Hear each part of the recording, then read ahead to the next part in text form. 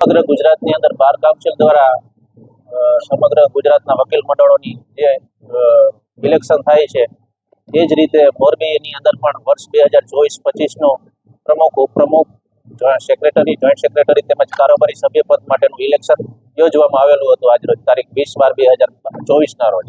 આ ઉમેદવારોની અંદર જાડેજા જયેન્દ્રસિંહ, માનસેતા પ્રાણલાલભાઈ, પરમાર દેવજીભાઈ, સોરિયા ચેતનભાઈ, ઉપપ્રમુખ પદમાં આગેચણિયા જીતનભાઈ, બુખારી રજાકભાઈ, જોશી મનીષભાઈ, પરમાર દેવજીભાઈ તેમજ સેક્રેટરી પદમાં ભાવેશ ભટ્ટ, કુમાણ અશોક, જોઈન્ટ સેક્રેટરીમાં કંજરિયા ચિરાગ, પરમાર દેવજીભાઈ, શેરસિયા ધવલભાઈ, કારોબારી પદમાં ગોલતર રાહુલ, કાઠિયા પ્રદીપ, પરમાર કરમસિંહ, સંઘાણી મોનિકા, ઝુંઝવાડિયા કુલદીપ તેમજ લેડી પ્રતિનિધિ તરીકે કમળાબેન મુછડિયા જેઓ બિનહરીફ ચૂંટાયેલા. આ બધા જ ઉમેદવારોએ આ ચૂંટણી પ્રક્રિયામાં ભાગ લીધેલો હતો. સમગ્ર ચૂંટણી પ્રક્રિયા દરમિયાન ખૂબ જ સારી રીતે બધાએ વકીલ મિત્રોએ ખૂબ જ સાથ સહકાર આપેલો. નિષ્પક્ષ, તટસ્થ અને પારદર્શી રીતે અમે આજે આ લોકશાહીનો પર્વ ઉજવ્યો.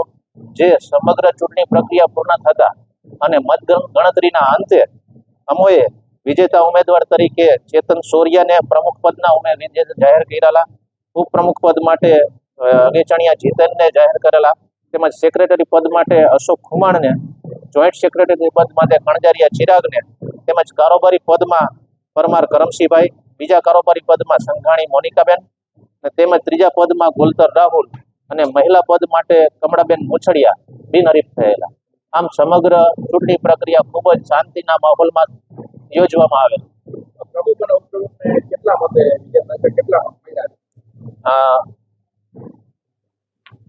પ્રમુખ પદના ઉમેદવાર ચેતન સોરિયા જે થયેલા છે તેઓને 252 મત મળેલા છે. ઉપપ્રમુખ પદના ઉમેદવાર અગેચણિયા જીતન છે એમને 259 મત મળેલા છે. સેક્રેટરી પદ માટે અશોક ખુમાણને 255 મત મળેલા છે. જોઈન્ટ સેક્રેટરી પદમાં કણજારિયા ચિરાગ છે એમને 297 મત મળેલા છે. તેમજ કારોબારી પદમાં પરમાર કરમસિંહભાઈ છે એને 261 મત મળેલા છે. બીજા કારોબારી પદમાં સંઘાણી મોનિકાબેન છે એમને 251 મત મળેલા છે અને ગોલતર રાહુલ છે એને 199 મત મળેલા છે.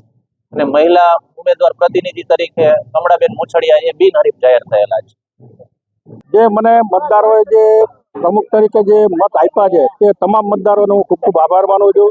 ને અમારી આખી પેનલને જે જીત અપાવી છે તે ખરેખર એક મોરબી બારનો ઐતિહાસિક છે કે ક્યારેય પેનલ નહોતી આવતી. આખો ઇતિહાસ બન્યો છે કે આખી પેનલ અમારી